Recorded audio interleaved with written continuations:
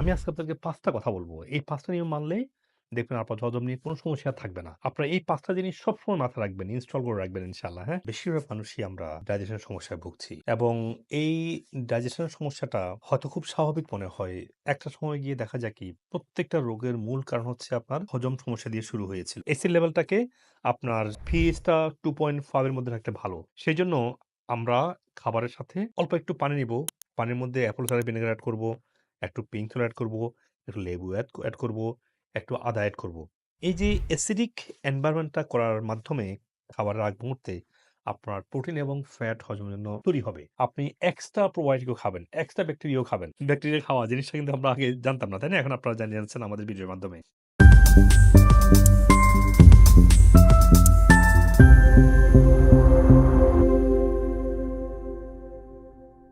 আসসালামু আলাইকুম ওয়ারাহমাতুল্লাহ। বেশিরভাগ মানুষই আমরা ডাইজেশনের সমস্যায় ভুগছি এবং এই ডাইজেশনের সমস্যাটা হয়তো খুব স্বাভাবিক মনে হয়। একটা সময় গিয়ে দেখা যায় কি প্রত্যেকটা রোগের মূল কারণ হচ্ছে আপনার হজম সমস্যা দিয়ে শুরু হয়েছিল। হজম নিয়ে আমাদের অনেক ভুল ধারণা আছে। বাস্তবিক পক্ষে হজমটা হচ্ছে মূলত আমাদের পেটের অ্যাসিড বা পিএইচ লেভেলটা ব্যালেন্সে আছে কিনা, পেটের গুড ফ্লোরার লেভেল কেমন আছে, আমাদের শরীরে যে ৫,০০০ এনজাইম কাজ করে সেই এনজাইমগুলো কেমন কাজ করছে, আমরা খাবারটা চিবিয়ে খাচ্ছি কিনা ভালো করি, আমরা স্ট্রেস লেভেলটা কেমন আছে, আমাদের বডি কি প্যারাসিম্পেথেটিক টোনে আছে কিনা, আমার খাবার খাওয়ার সময় মুডটা কেমন ছিল, আমি কি স্ট্রেসড আউট কিনা সব সময়, এবং আমি ঠিকমতো রেস্ট নিচ্ছি কিনা, এবং আমি ফাস্টিং করে খাবারটা খাচ্ছি কিনা, আমি হাইড্রেটেড কিনা, মানে শরীরে লবণের ব্যালেন্স আছে কিনা বা মিনারেল ব্যালেন্স আছে কিনা, স্পেশালি ম্যাগনেসিয়াম এবং zinc so much powerful for metabolism. তো এগুলোর উপর ডিপেন্ড করবে আপনার হজম কেমন চলছে। এখন যেটা হয়েছে যে আমরা অনেক সময় ভয় পাই যে মাংস খেলে মনে হয় হজম অবস্থা খারাপ হবে। আমরা ভয় পাই মনে হয় বেশি রেড মিট খেলে হজম খারাপ হবে বা এটা ওইটা করলে হজমটা খারাপ হবে বা এটা করলে হজমটা ইমপ্রুভ হবে। বাস্তবে সায়েন্টিফিক ব্যাখ্যাটা এখানে কি? আমি আজকে আপনাদেরকে ৫ টা কথা বলব। এই ৫ টা নিয়ম মানলেই দেখবেন আপনার হজম নিয়ে কোনো সমস্যা আর থাকবে না। আপনারা এই ৫ টা জিনিস সবসময় মাথায় রাখবেন, ইনস্টল করে রাখবেন ইনশাআল্লাহ, হ্যাঁ? ঠিক আছে? নাম্বার 1 হচ্ছে যেকোনো প্রোটিন সেটা মাংস হোক, মাছ হোক, স্পেশালি রেড মিট গুলো হোক, বারবিকিউ না করে অথবা কালাভুনা না করে আপনার সবাই কালাভুনা পছন্দ করেন, তাই না? এটার মধ্যে ভালো স্পাইস দিয়ে তার মানে কি আপনার পেঁয়াজ, রসুন, আদা, দারচিনি, লবঙ্গ যত কিছু আছে প্রত্যেকটা মসলাই মাংসটাকে হজমের জন্য তৈরি করতে সাহায্য করে। বেশি মসলা দিয়ে রান্না করবেন। আমরা একটা ভুল ধারণা আছে মনে হয় মসলা খেলে গ্যাস্ট্রিক হয়, মসলা খেলে হজম সমস্যা হয়। প্রতিটা মসলাই আপনার হজমকে আরো হেল্প করবে। আল্লাহ তাআলা প্রতিটা মসলার মধ্যেই মেডিসিনাল প্রপার্টি দিয়ে বানিয়েছে। আমরা এটাকে উল্টা মনে করেছি। তো আপনি যদি স্লো হিট এ বেশি মসলা দিয়ে ভালো করে কুক করেন, দেখবেন আপনার খাবারটা পেটে যাওয়ার পরে হজম হবে। এটা নাম্বার 1 টিপ। নাম্বার 2 হচ্ছে প্রোটিন হজম হওয়ার জন্য বা ফ্যাটি খাবার হজম হওয়ার জন্য কিছু সাপোর্ট প্রয়োজন হয়। যেমন প্রোটিন খাওয়া হজম হওয়ার জন্য দরকার হচ্ছে ভালো অ্যাসিড লেভেল। আবার ফ্যাটি খাবার হজম হওয়ার জন্য প্রয়োজন হচ্ছে লিভার থেকে আসা এনাফ বাইল যেটা আপনার গলব্লাডারে জমা হয়। তো লিভার এবং পিত্তথলির যে ফাংশন এটা ভালো হওয়া লাগে। তো এটা ভালো হওয়ার জন্য আপনার এক্সারসাইজ, ফাস্টিং আবার এটা হওয়ার জন্য অ্যাসিড লেভেলটা ভালো হওয়া লাগবে যেটা আবার প্রোটিন হজমের জন্য উপকারী। তো প্রোটিন হজমের জন্য অ্যাসিড লেভেলটাকে আপনার pH টা 2.5 এর মধ্যে রাখতে ভালো। সেজন্য আমরা খাবারের সাথে অল্প একটু পানি নিবো।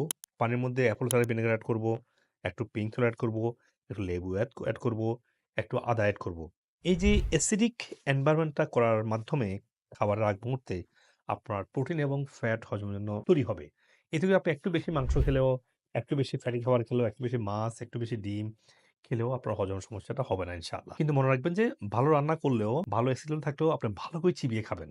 এটা কিন্তু মাস্ট। ৩ নম্বর হচ্ছে সবসময় প্রোটিন এবং ফ্যাট খাওয়ার পাশাপাশি এনাফ ফাইবার রিচ খাবার রাখবেন বা প্রিবায়োটিক বলা হয় এগুলাকে। যেমন ফাইবার রিচ কোনগুলা? যেমন ঢেঁকি চাটা ব্রাউন রাইস যেটা এটা, তারপরে শাকসবজি, সব ধরনের গ্রেইন যেগুলো আছে সবগুলো হচ্ছে প্রিবায়োটিক। তাহলে আপনি খাবারের মধ্যে অবশ্যই একটু কুমড়া, একটু লাউ, একটু শাক, একটু সবজি সবসময় রাখবেন। প্রতিটা শাকসবজির আলাদা একটা বেনিফিট আছে। তো আবার যেগুলো সালাদ করে খাওয়া যায় যেমন শসা, টমেটো, গাজর, বিট, বাঁধাকপি, ফুলকপি যেগুলো আপনার কাঁচা খাওয়া যেগুলো কাঁচা খাওয়ার অভ্যাস করবেন। আবার একটু বেশি তেল দিয়ে খাবেন। কারণ তেল দিয়ে খেলে এটা ভালো হজম হবে। অলিভ অয়েল দিয়ে খাবেন বা নারিকেল তেল দিয়ে খাবেন। তো আপনি এনাফ সালাদ, এনাফ ভেজিটেবল খাবেন যাতে করে ফাইবার এবং প্রয়োজনীয় গ্রেইন এবং প্রয়োজনীয় ভিটামিন এবং মিনারেল এবং এনজাইম এই শাকসবজি থেকে আসে। আবার খাবারের একটু আগে একটু ফ্রুটসও খাবেন। ফ্রুটস খাবেন তারপর শাকসবজি খাবেন, তারপরে এনাফ মিট বা মাছ বা যেটা আপনি খেতে চান একটু বেশি খেলেও আপনার হজমের সমস্যা হবে না ইনশাআল্লাহ। ৪ নম্বর হচ্ছে প্রোবায়োটিক। প্রোবায়োটিক কোনটা? প্রোবায়োটিকটা হচ্ছে আপনি যেই খাবারটা আপনি খাবেন, এই খাবারটা আপনার পেটের ব্যাকটেরিয়াও খাবে। আপনার শরীরে ট্রিলিয়নস অফ ব্যাকটেরিয়া বসে আছে। আপনি কি খাবার খাচ্ছেন? আপনি খাচ্ছেন আপনার শরীরের জন্য, ওরাও খাচ্ছে ওরা বেঁচে থাকার জন্য। আর ওরা বেঁচে থাকলে আপনার মেটাবলিজম, আপনার হোমিওস্ট্যাসিস লেভেলে থাকা, আপনার ইমিউন সিস্টেম সবকিছু ভালো থাকবে। তো ওরা কারা? ওরা হচ্ছে আমাদের শরীরে আমাদের কোষের থেকে ১০ গুণ বেশি গুড ব্যাকটেরিয়া বাস করে। এই গুড ব্যাকটেরিয়া খাবার হচ্ছে কি? ফাইবার, মিনারেল, ফাইটোকেমিক্যাল, মাইক্রোনিউট্রিয়েন্ট এবং এই নিউট্রিয়েন্ট গুলো আসবে হচ্ছে সব ধরনের শাকসবজি, ফলমূল থেকে। তো এটা যেমন খাবেন, এর পাশাপাশি আপনি এক্সট্রা প্রোবায়োটিকও খাবেন, এক্সট্রা ব্যাকটেরিয়াও খাবেন। ব্যাকটেরিয়া খাওয়া জিনিসটা কিন্তু আমরা আগে জানতাম না, তাই না? এখন আপনারা জেনে যাচ্ছেন আমাদের ভিডিওর মাধ্যমে। তো ব্যাকটেরিয়া খাওয়া মানে কি? একটু দই খাওয়া, একটু কিমচি, ক্যাফে, sauerkraut এগুলো কিন্তু আপনার বানানোর অভ্যাস করেন। এগুলো YouTube দেখে দেখে বানায় ফেলতে পারেন। আর যেকোনো ফার্মেন্টেড কিছু মানেই এটার মধ্যে গুড ব্যাকটেরিয়া আছে। আর ৫ নম্বর হচ্ছে এক্সারসাইজ। মনে রাখবেন আপনি বসে থাকবেন, আপনার খাবার হজম হবে না। আপনি সবসময় টিভি দেখবেন, বসে আছেন, মেন্টালি স্ট্রেস ফিল করছেন, খাবার হজম হবে না। তো আপনি অবশ্যই এক্সারসাইজ, ওয়াকিং, তারপরে হচ্ছে যে স্পোর্টস এগুলা পার্ট অফ ইউর লাইফ করে ফেলবেন। স্পেশালি যখন ঈদ অকেশন আসে, যখন আমরা অনেক মাংস খাই, দেখবেন ভালো হজম হয় কেন? কারণ সবাই একটু ফুরফুরে থাকে না? সবার সবার দেখা হয়, আড্ডা হয়, গল্প হয়। তো আপনারা দিনের একটা সময় একটা আনন্দ উল্লাস এবং স্পোর্টস পার্কে, স্পোর্টস সেন্টারে বা আড্ডা মারা বা একটা ফ্রেন্ডলি এনভায়রনমেন্টে নিজের দুঃখ, কষ্ট, আনন্দ, বেদনা, আবেগ, নেগেটিভ, পজিটিভ সবকিছুকে শেয়ার করার মাধ্যমে ক্লোজ মানুষের সাথে গল্প করার মাধ্যমে আপনি স্ট্রেস ফ্রি হবেন, রিল্যাক্স হবেন। তো এইজন্য আপনার যদি এবার রিল্যাক্স আনতে পারেন, আপনি যেভাবে হেলথি মুভমেন্ট, এক্সারসাইজ, স্পোর্টস করেন, আপনার খাবারটা ভালো হজম হবে।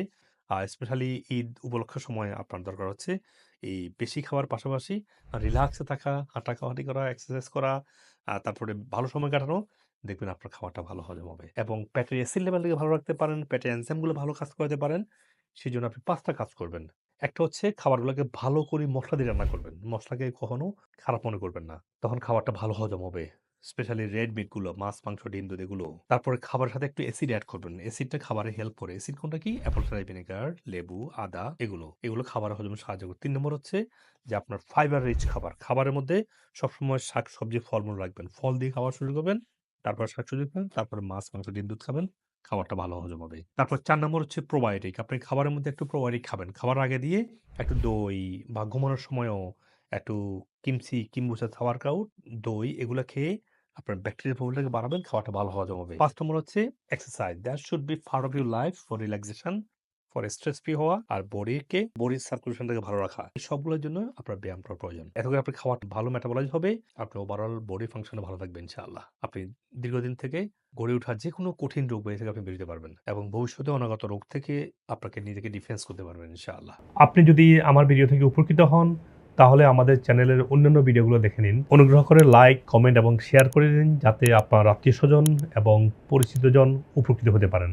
আর চ্যানেলটি সাবস্ক্রাইব করে নোটিফিকেশন অন রাখুন যাতে ভবিষ্যতে কোনো গুরুত্বপূর্ণ ভিডিও আপনি মিস না করেন। আপনার স্বাস্থ্য বিষয়ে কোনো প্রশ্ন থাকলে কমেন্টে অথবা মেসেজ করুন, আমরা যথাসাধ্য উত্তর দেওয়ার চেষ্টা করব ইনশাআল্লাহ। আর আপনার সুস্থতার জন্য আমাদের ওয়েবসাইটে রোগভিত্তিক বান্ডেল সাজানো হয়েছে যাতে আপনি সহজেই আপনার প্রয়োজন অনুযায়ী সঠিক সাপ্লিমেন্ট সিলেক্ট করতে পারেন। বিশ্বের যে কোনো প্রান্ত থেকেই এই সাপ্লিমেন্ট নিতে পারেন যা কুরিয়ারের মাধ্যমে সহজেই আপনার কাছে পৌঁছে যাবে ইনশাআল্লাহ। আমাদের ভিডিও গাইডলাইন এবং ওয়েলনেস সার্ভিসের মাধ্যমে হাজার হাজার মানুষ বিভিন্ন রোগ থেকে সুস্থ হয়েছে আলহামদুলিল্লাহ। আর আমার দীর্ঘদিনের ন্যাচারাল ইন্ডিকেটিভ এবং ওয়েলনেস প্রশিক্ষিত মেডিকেল ডাক্তারগণ আপনার রোগের মূল কারণ চিহ্নিত করে সঠিক চিকিৎসা প্রদান করছেন। আপনি পৃথিবীর যে কোনো প্রান্ত থেকে বাংলাদেশে বা আমেরিকাতে অনলাইনে বা সরাসরি ডক্টর কনসাল্ট করতে পারেন। প্রতিটি ভিডিও ডেসক্রিপশনে সকল ক্লিনিকের ফোন নাম্বার এবং রোগভিত্তিক প্রয়োজনীয় রিসার্চ আর্টিকেল লিঙ্ক দেওয়া আছে যাতে আপনি ইন্টিগ্রেটিভ চিকিৎসার আধুনিক গবেষণালব্ধ তথ্য সহজে পেতে পারেন। সবাইকে সুস্থ জীবন উপভোগ করার আমন্ত্রণ। আসসালামু আলাইকুম ওয়া রাহমাতুল্লাহি ওয়া বারাকাতুহু। আমার ডায়াবেটিস 2004 থেকে ভেরি বিগিনিং আমার ডাক্তাররা আমাকে ইনসুলিন সাজেস্ট করেছে এবং ততদিন থেকে আমি ইনসুলিন নিচ্ছি। পরবর্তীতে 2022 ফেব্রুয়ারির দিকে আমার হক্সার সাথে আল্লাহ মিলিয়ে দেয়। এরপর থেকে আমি গাইডলাইনগুলি একটু ফলো করি। এই গাইডলাইন ফলো করার ফলে আমার ইনসুলিন দিতে দিতে আমার বেলিটা এত মোটা হয়ে গেছিল, চামড়া এত পুরু হয়ে গেছে, এটা পুরোটা কমে গেছে। এখন খুবই ভালো আছি। অ্যালার্জি ছিল স্যার, খুব অ্যালার্জি ছিল, ওটা আর নাই, অ্যালার্জি নাই, ভালো হয়ে গেছে। এখন তো আমি অনেক ভালো হয়ে গেছি। এই বয়সে এসে যে এত আমি ভালো হয়ে যাব এটা আমার চিন্তার বাইরে। আগে যেভাবে ছিল সেটা আমি 1000% আমি মনে করি কোনো ওষুধ ছাড়া। কোমরের, পিঠের, হাঁটুর হাড় ক্ষয় ছিল। আচ্ছা। এটা কিন্তু আমি বসতেই পারতাম না, টোটালি নামাজ তো পড়তে পারতাম না, চেয়ারে বসে পড়লেও আমার কাছে কষ্ট লাগতো। কিন্তু এখন এটা আলহামদুলিল্লাহ আমি ভালো আছি। থাইরয়েড প্রবলেম হয়েছে, মাইগ্রেনের প্রবলেম ছিল, ফুল অ্যালার্জি ছিল, আমার শরীরে শক্তি কমে গিয়েছিল। দেন আমি যখন কিছু ওজন থেরাপি আর ব্রিথিং এক্সারসাইজটা ভালো করে কন্টিনিউ করি, তখন দেখা গেল যে আমার মাইগ্রেনের প্রবলেম আল্লাহর রহমতে একদম চলে গেছে। আইবিএসের সমস্যা ছিল আমার, মাশাআল্লাহ মোটামুটি পুরোপুরি সুস্থ এখন। পুরোপুরি সুস্থ। প্রায় 32 বছর গ্যাস্ট্রিকের ওষুধ খেয়েছি। যখন আমি লাইফস্টাইল ফলো করছি তখন আমি দেখলাম যে আমি সব দিক দিয়ে ভালো আছি। আমার ক্রনিক ইনফেকশন ছিল দীর্ঘদিন অ্যান্টিবায়োটিক সেবনের কারণে। 3 মাসের মধ্যে আল্লাহর মধ্যে আমার অ্যান্টিবায়োটিক নেওয়ার তো আর কোনো দরকার হয় না, আমার সব ধরনের ইনফেকশন থেকে আমি বেরিয়ে আসতে পারছি। আমার পেটের খুবই খারাপ অবস্থা ছিল, মানে 20 সার্জেল 2 বেলা খাওয়াই লাগতো, তারপর সাথে অ্যান্টাসিড প্লাস মানে যা যা সিরাপ ছিল ওগুলো তো খাওয়ার উপরেই থাকা লাগলো। বোনের ওজন কমে গেছে কত কেজি? 60 কেজি। 60 কেজি। এখন হালকা লাগছে, সুস্থ লাগতেছে।